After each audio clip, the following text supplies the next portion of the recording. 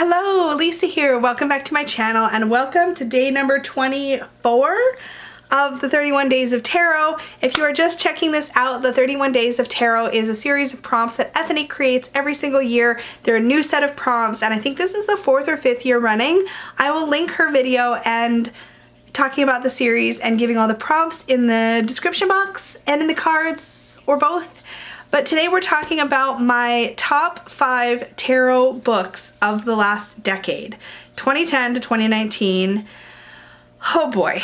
So I'm gonna just jump right in. I hope you will share yours down below. I may ask you that again at the end if I forget I asked you in the beginning, but I would love to hear yours. If you're doing VRs to these prompts, let me know. I'd love to watch them if I can. And you can also tag me on Instagram if you're making posts there. I'd love to see it. I'm always just curious what everybody answers this stuff, but let me just get into it after a sip of water. So, first I have to talk about 78 Degrees of Wisdom by Rachel Pollack. I've had my copy for what feels like forever. There is a new edition of this book. Mine is full of highlights, notes, little flaggies. It is a wonderful, well thought out book and it is one of my absolute favorites of all time, so I have to mention it as part of the last 10 years. This is also a book that I leaned heavily into as part of my tarot memoir series. I totally blanked the name of my own series. Excuse me. So yes, definitely have to mention this. The next one I have to mention, which I did not bring with me because I didn't plan ahead, but is Kitchen Table Tarot by Melissa Sinova. My copy is super beat up and I've currently got it lent to Peggy because she's working on like expanding her own tarot knowledge, but it is fantastic. If you have not read it, you need to read it. And also, where have you been? It is an amazing book. It completely transformed and kind of, I think, changed the way we look at tarot books. It had this irreverent, playful style.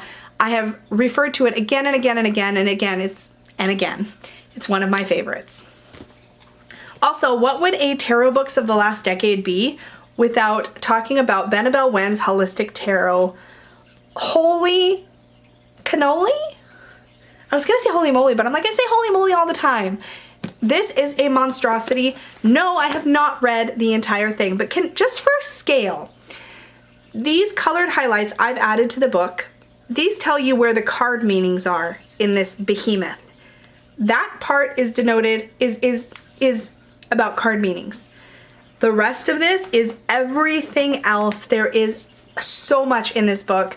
I've still not read the entire thing. I don't think anybody's surprised. This is a wonderful resource. There's stuff about methods, excuse me, methods for reading the tarot. There are tips, tricks, techniques, theories, practices. It's kind of the tarot Bible. That's probably bad to say, but that's kind of what it is. It's amazing. Get you a copy, because if this ever goes out of print and you don't have a copy, you're gonna be a sad panda or monkey or human or some kind of creature. You will be sad. Get you some. Another book that I have to talk to, even though I'm not completely finished with it yet, is Tarot for Yourself by Mary K. Greer. This is a workbook. Mark this up. Write in it, scrawl in it, put your notes, and then revisit it. I have not completely finished it, but I am loving it. It is so transformative. A lot of the things that I think we take for granted that we talk about regularly in the tarot community, whether it be path working or what your birth card is or your life path number or your soul card or all that kind of stuff, is in this book. And I think a lot of that stuff, and don't quote me on this, but I do believe a lot of that was originated by Mary K. Greer. I got to hear Mary K. Greer speak at the Northwest Tarot Symposium. She signed my copy of the book. It was very exciting. She's lovely, knowledgeable, and this is a super helpful book, particularly if you are developing your own personal tarot practice. This is amazing. And the last book I want to talk about as far as my top books of the decade has to be Tarot Correspondences by T. Susan Chang. This is not the kind of book that at least I read cover to cover, but it is an invaluable resource.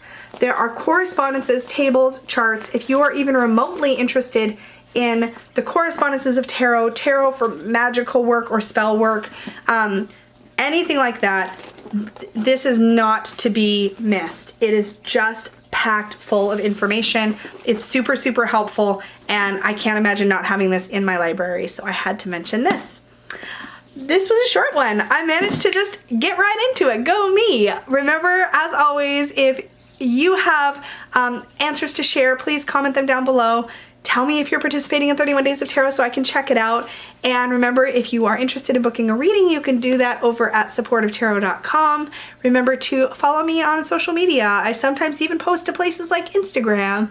And remember to like, share, subscribe, and I will see you all in the next one. Bye!